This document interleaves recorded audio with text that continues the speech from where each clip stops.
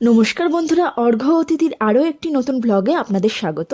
তো গতকাল ছিল আমাদের 14th লাভ অ্যানিভার্সারি, সুতরাং সেই উপলক্ষে কর্তামশাই আমাকে এই গোলাপটি উপহার দেয়। আমি তো গোলাপ ফুল পেয়ে ভীষণ খুশি হই। তা আমি তাকে জিজ্ঞাসা করলাম, হ্যাঁ গো, এই শীতের রাত্রে কোন দোকানদার তোমার জন্য গোলাপ নিয়ে বসেছিল? এত রাতেও ফুল পাওয়া যায়? সে হেসে বলল, মন থেকে খুঁজেছিলাম, তাই পেয়েও গেলাম। বউকে দেব বলে কথা। তা বেশ ভালো। রাত্রে গোলাপটিকে একটি জলভরা গ্লাসে রাখলাম, কিন্তু কর্তামশাই ভালোবেসে অত সুন্দর উপহারটি দিয়েছেন, সেটা গ্লাসে বড্ড বেমানান লাগছিল। তাই মনে মনে ভেবে রেখেছিলাম, রাতটি ওর এভাবেই কাটুক, কাল একটা কিছু ব্যবস্থা করতেই হবে। তা পরের দিন সকালে বড়মশাই অফিসে বেরিয়ে গেলে আমি শুরু করলাম তল্লাশি, এমন কি ঘরে আছে যেটাতে আমি এই সুন্দর গোলাপটি রাখতে পারি। তারপর আমি খুঁজে পেয়ে গেলাম এই মাটির গ্লাসটি।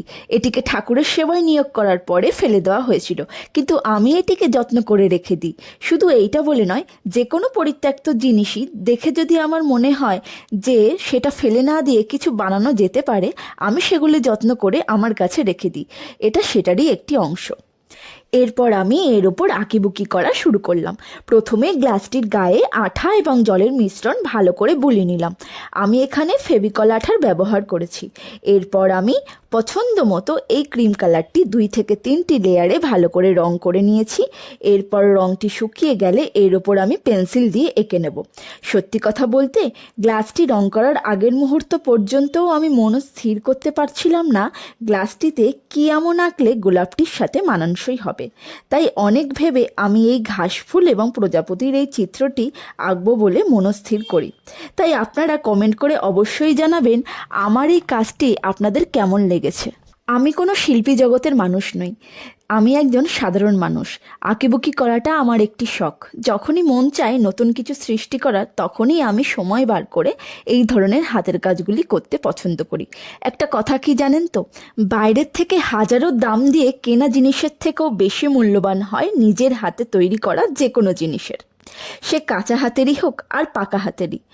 আমরা সবাই সব কিছু জানি না, কিন্তু আমরা যেটা জানি সেটাকে কখনো হারাতে দিলে চলবে না। সেটাকে কোনো না কোনোভাবে কাজে লাগাতে হবে। সেটিকে হারিয়ে ফেলা মানেই নিজেকে হারিয়ে ফেলা। চেষ্টা করতে তো ক্ষতি নেই, কাউকে জরিমানাও দিতে হবে না। ভালো হলেও নিজের থাকবে, খারাপ হলেও নিজের। আমার প্রজাপতিটি রং করা প্রায় হয়ে এসেছে। এরপর সাদা রং দিয়ে প্রজাপতির পাখায় ছোট বড় বিন্দু এঁকে দিলেই প্রজাপতিটি কমপ্লিট। সৃষ্টিকর্তা কি অপরূপ সৌন্দর্য দিয়ে এই প্রজাপতি সৃষ্টি করেছে। তাদের পাখায় যেন রঙের খেলা।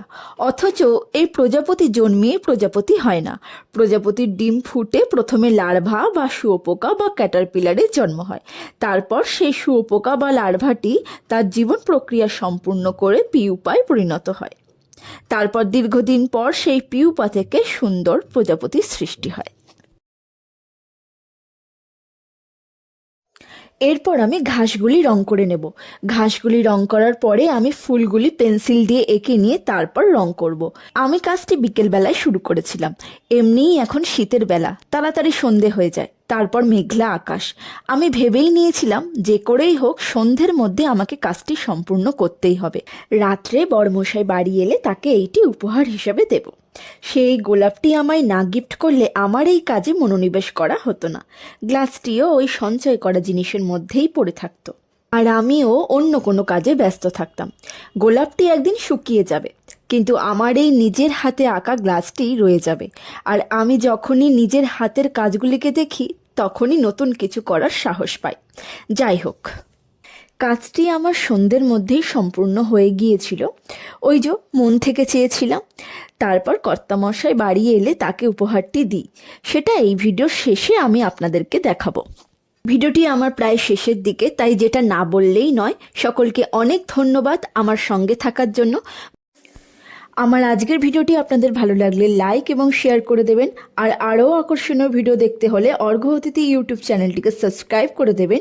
আর অবশ্যই বেল আইকনটিকে ক্লিক করে দেবেন, যাতে আমার পরবর্তী ভিডিওর নোটিফিকেশন আপনাদের কাছে পৌঁছে যায়। ভালো থাকবেন, সুস্থ থাকবেন, সঙ্গে থাকবেন।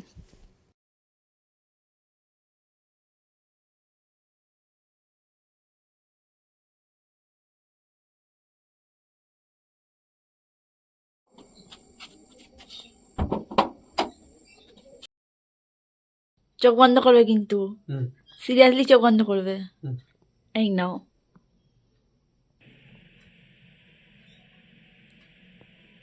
Thank you.